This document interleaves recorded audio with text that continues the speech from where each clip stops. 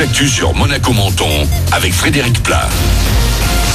Bonjour, une Méditerranée à 26 degrés bien appréciée, encore plus aujourd'hui où il va faire bien chaud dans les Alpes-Maritimes. Le thermomètre va sans trop de problèmes atteindre et même parfois dépasser les 30 degrés. Il fait 23 actuellement à Monaco et Roquebrune, Cap-Martin. C'était la météo sur Énergie avec La Trégo, votre restaurant les pieds dans l'eau. Port de Plaisance, Cap d'Aille.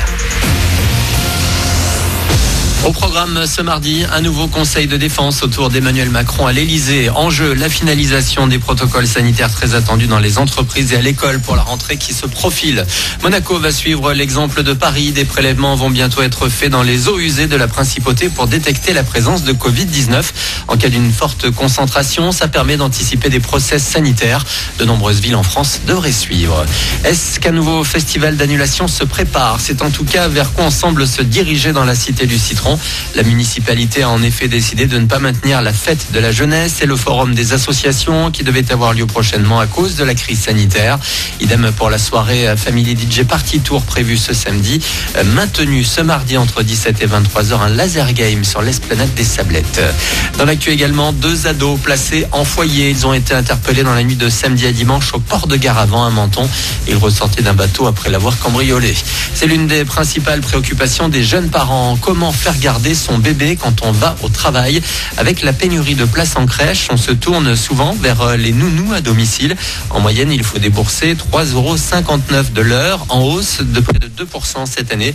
Sur le podium des tarifs les plus élevés, on retrouve notre région sud, Provence-Alpes-Côte d'Azur, mais aussi l'Île-de-France et la Corse.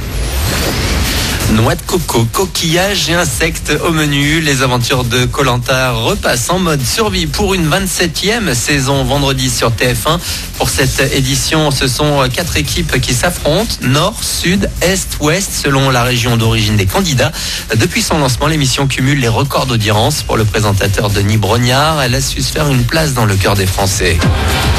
Je pense que Koh-Lanta, c'est un peu une photographie de la vraie vie. Toutes les personnalités, des gens qui viennent de toute la France, de tous les milieux socio-professionnels, ce sont des anonymes vus par des anonymes. Et ça, c'est très important. C'est-à-dire que quand vous êtes dans votre fauteuil, vous vous identifiez, vous dites, tiens, je suis un peu comme lui, comme elle. Mon gendre, il me fait vraiment penser à Claude. Quelque part, il est à table avec vous, il anime les débats.